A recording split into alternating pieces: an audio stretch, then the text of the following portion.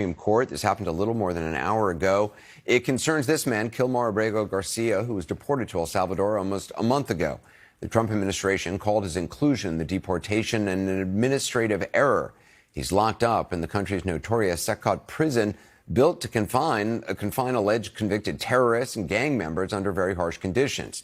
Now, the administration, while admitting it made mistakes, also said it cannot get him back, despite a lower court order to make it happen. And a little more than an hour ago, the Supreme Court weighed in, though perhaps not in a way that settles the matter once and for all, saying the administration must abide by the lower court's order to, quote, facilitate his return. Here to help us sort it out, former federal prosecutor, best-selling Supreme Court biographer Jeffrey Toobin. I want to read just from the court ruling. The order properly requires the government to facilitate Abrego Garcia's release from custody in El Salvador and to ensure that his case is handled as it would have been had he not been improperly sent to El Salvador. The intended scope of the term effectuate in the district court's order is, however, unclear and may exceed the district court's authority. What does that mean? Well, first of all, I think it's just worth pausing to recognize this was an extraordinary, unanimous rebuke of the Trump administration. That's a big deal from this Supreme Court. From this Supreme Court with 6 conservatives on it. The fact that they all agreed that the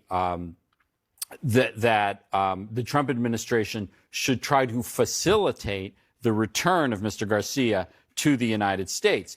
But what does that mean in the real world? The Trump administration has already said Mr. Garcia is in the custody of El Salvador. We have no control over prisons in El Salvador, so we can't get him back. Now, given the relationship... I mean, that seems absurd, given that they're paying them $6 million or whatever to hold these people. Right, and given the very close relationship, particularly between this administration and the current El Salvador government, it seems like this is something that they could facilitate if they wanted to.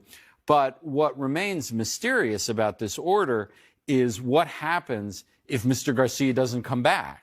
And how does the court try to enforce something that's entirely in another country under the control of another government?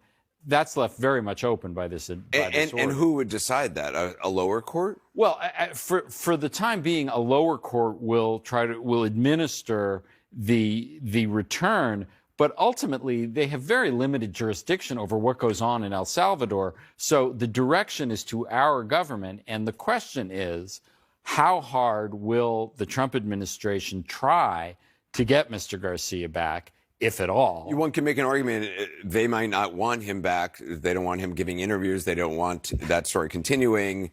And there could just be a nod and a wink, and the El Salvador government could say no. The Trump administration's approach to this whole case has been like something one of my law professors used to say, which is some people think some crimes are so terrible that not even innocence is a defense.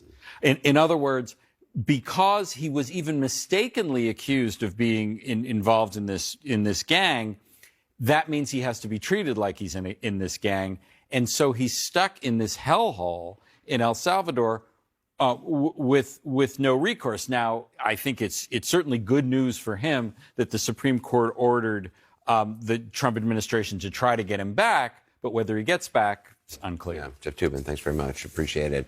Now, the markets and fresh evidence that what the president has unleashed on 401ks and the global economy with his tariff policy has not been Congressman Jasmine Crockett is a Democrat of Texas. She serves on both the Oversight and Judiciary Committee. She served as a public defender before she went to Congress, and she joins me now.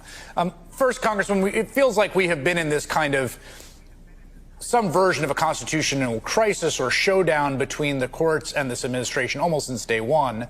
Are you heartened, at least, by the unanimity of the decision of the court saying at least siding with the district judge provisionally here?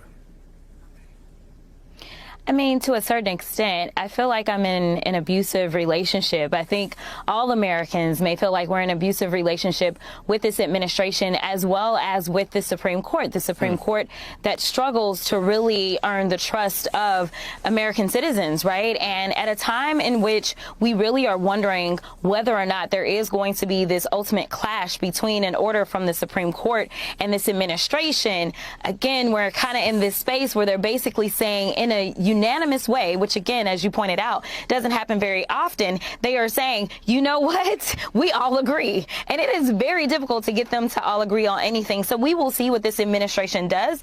But as far as I'm concerned, if you can figure out how to get them down there, you can figure out how to get them back.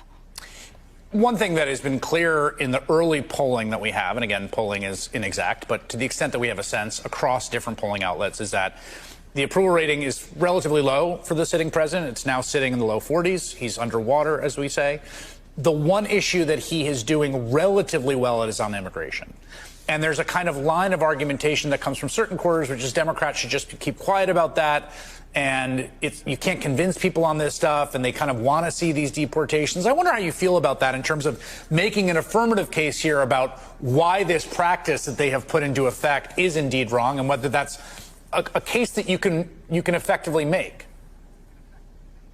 Yeah, I mean, I feel like I can always make an effective case, Chris, but I will tell you that what this tells us, though, is that their propaganda is working, right? And that is what's so dangerous. This administration has someone that is heading up DHS that is going out there cosplaying with guns, that it's clear she don't even know how to operate the guns.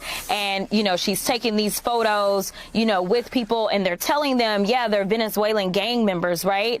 And so they are telling people, listen, we're getting rid of the bad people, right? And we don't have enough stories because obviously they decided they were going to get rid of due process to know whether or not you really are going and getting the bad guys. There's somebody straight out of Dallas, Texas, who literally was snatched up and sent off to this same place because he had an autism tattoo, you know, and so they don't know the real stories. They only know what they're presented with. And we know that for whatever reason, when Trump and his cronies present lies, the American people fall in love. But the reality of this administration is a whole other story.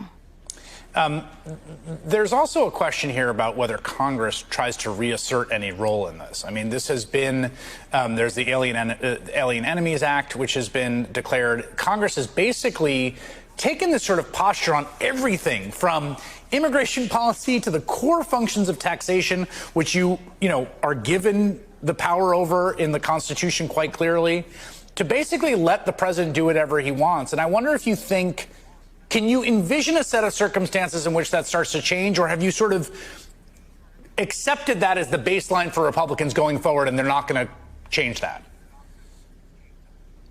I can't find a spine anywhere in the house. So, no, I don't really see it changing. I mean, and this is knowing that this is going to harm so many people in their own districts. When we start to talk about these tariffs are not limited to any one type of people. It's not limited to Democrats, Republicans, or independents. It's not limited to urban or rural. We know for a fact, if we look back just at his last administration, what it did to the soybean farmers, right? And we ultimately ended up having to give them money to supplant the fact that they lost so much money. But this crazy tariff war that nobody asked for, where he basically is invoking emergency powers, the same thing that he did under the Alien Enemies Act, like the fact that no one is questioning his mental acuity or fitness to serve is beyond wild to me, right? Like the fact that they sat around, called Joe Biden Sleepy Joe Biden, and as I said before, at least you could sleep at night because you didn't have to worry about your 401k disappearing overnight. You didn't have to worry about these allegations of fake invasions. There were no dissents here. The administration did not even get Clarence Thomas or Samuel Alito or Neil Gorsuch on their side writing in their defense. So to put it lightly, that is not very common from this court when it comes to high-stakes issue having to do with paying deference to Donald Trump. Leah Littman is a professor at University of Michigan Law School, co-host of the Strict Scrutiny podcast, along with Melissa Murray and my wife, Kate Shaw. She's also the author of a forthcoming book, Lawless, which is out next month, and you can pre-order now. Leah, it's great to have you on the program. I guess just this stuff gets very complicated procedurally, but what is your reading of this unanimous order from the court? So it is good news. It's better than what might have happened, but I think it's far from perfect and it's far from over, because what the Supreme Court did is they left in place the portion of the district court order that required the government to facilitate Mr. Abrego Garcia's return. But they indicated that the district court needed to clarify what the court meant by directing the government to effectuate, i.e. actually bring about Mr. Abrego Garcia's return. And they suggested that the court might actually lack the power to direct the government to effectuate the return. So that creates this kind of liminal space. What's the difference between facilitate and effectuate? What can the district court actually order the government to do? Can the government come back and say, well, we tried, and El Salvador said, no, sorry, we won't return him? Would that be sufficient? And that's a sort of ambiguity that the Supreme Court's decision left open, and that I'm very concerned the administration is going to try to drive a truck through and, take advantage of that ambiguity to delay, if not prevent, Mr. Abrego Garcia's return. Yeah, I mean, we should say the district court judge here is Judge Boasberg, who has been the subject of a lot of... So this judge is actually Judge Zinnis. I'm sorry, this is not the Boasberg one. The Boasberg one is another, thank you very much, is another line of cases having to do with the Alien Enemies Act. This judge here had said, the district court judge had said basically, you have to go bring this guy back. Like, this is not right. You can't just say, nothing we can do. What do you want, Judge, right? So the Supreme Court basically says, rejects the argument by the Department of Justice arguing for Trump that, like, there's nothing we can do.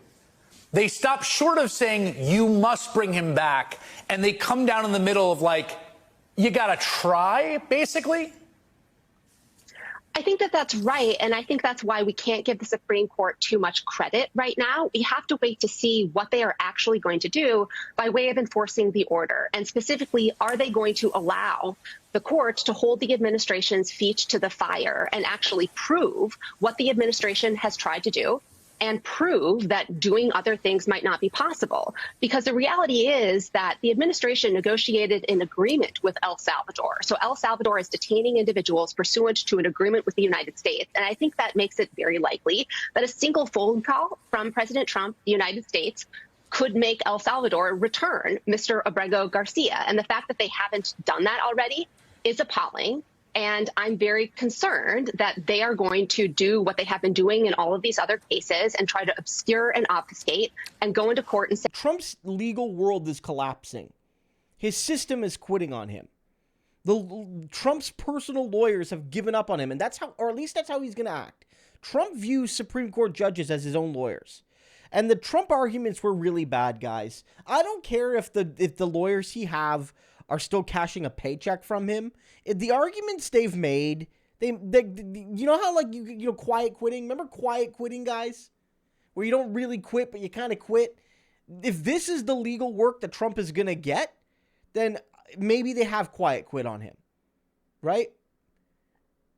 And the Supreme Court judges, who, again, Trump views as indebted to him, at least the 6 conservatives and especially the 3 he put on the court, you know, in his first term, he views them as his personal judges, his personal lawyers. I'm not saying that's how the Supreme Court judges see it, but Trump sees it as, hey, man, he put his lawyers on the court and they owe him. Again, Trump's mind isn't always rational, but he's the president, so his irrationality has a certain power. But this was a stunning rebuke to him. They're not going to get them all right. In fact, this court's going to get way more wrong than it gets right. But it is important to note that Trump's lawyers are not going to be able to make good arguments. They're giving up on any pretense of effective legal counsel, and it's all just hoping that Trump wins because he's president. There's no real arguments being made. They might as well be quiet quitting like people did a couple years ago and went all famous.